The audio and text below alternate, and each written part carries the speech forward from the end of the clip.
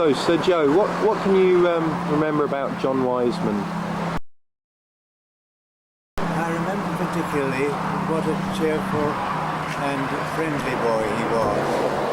He was very young and unsophisticated, but nevertheless a very stalwart friend and colleague.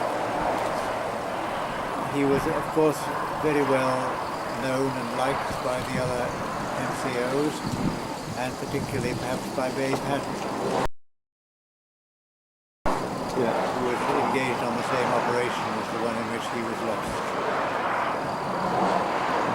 And you were their flight commander at the time, weren't you? I was their flight commander at the time, yes. This was at Manchester, of course. And we were sent to patrol over some disabled motor torpedo boats which had been damaged or had broken down in the channel and were being shelled from Grenay by the enemy. You could see the shells dropping in the water by these boats, which were extremely vulnerable, but of course the shells didn't damage us unless they hit us. It was highly unlikely that they would. Right. So we were very sorry for their plight and did what we could to protect them from enemy aircraft, which was their main danger. And do you remember Babe Haddon very well? Because he'd been on the squadron a lot longer than John. I remember Babe extremely well.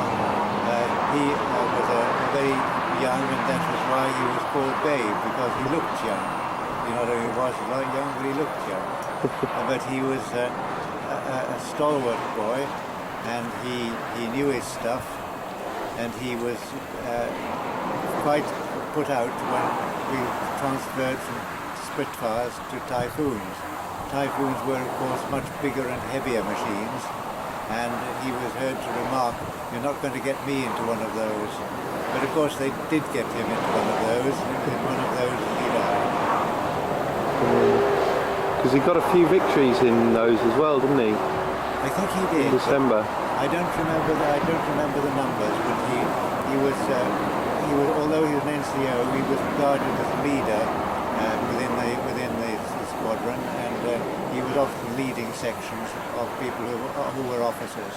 And there was no difficulty about this, because he was the more experienced and probably the better pilot.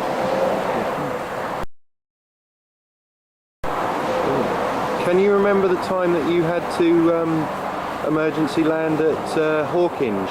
Because John was flying as your number 2 on that day. I can't remember the date, but I'm not sure if you had to belly land or something, or you were out of fuel or something like that. I suspect we were out of fuel. Of course, when we'd been over the channel, and particularly if we'd been engaged in combat, our petrol was very low, and it was a great relief to see the English coast, and still more of a relief to see an airfield.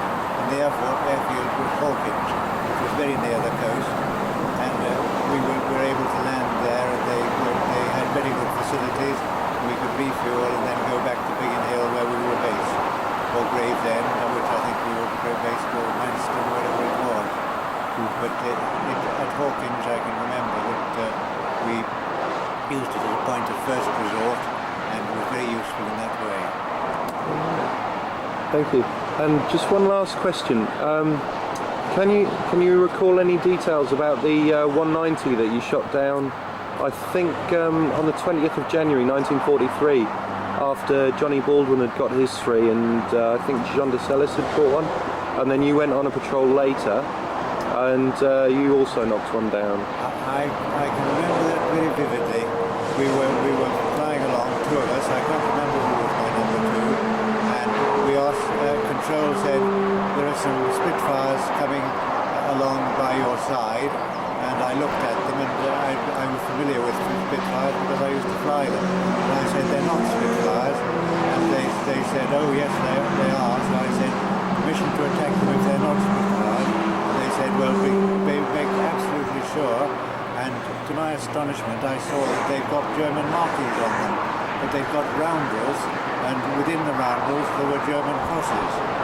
So I felt quite confident that we could attack them, and in fact we did, and they turned tail and made off for France.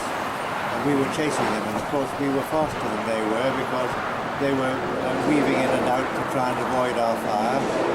But we had a splash target because we could see our shells landing in the water, and it was therefore very easy to adjust the aim.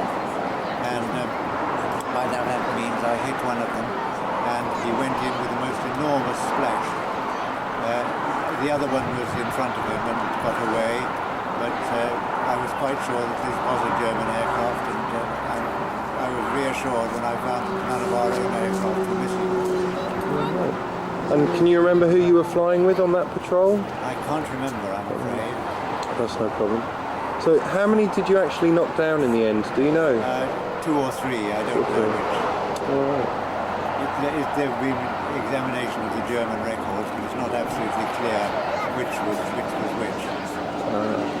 I think another one that I claim to have damaged may in fact have been destroyed, but I don't know. So Joe Atkinson, thank you very much. Pleasure.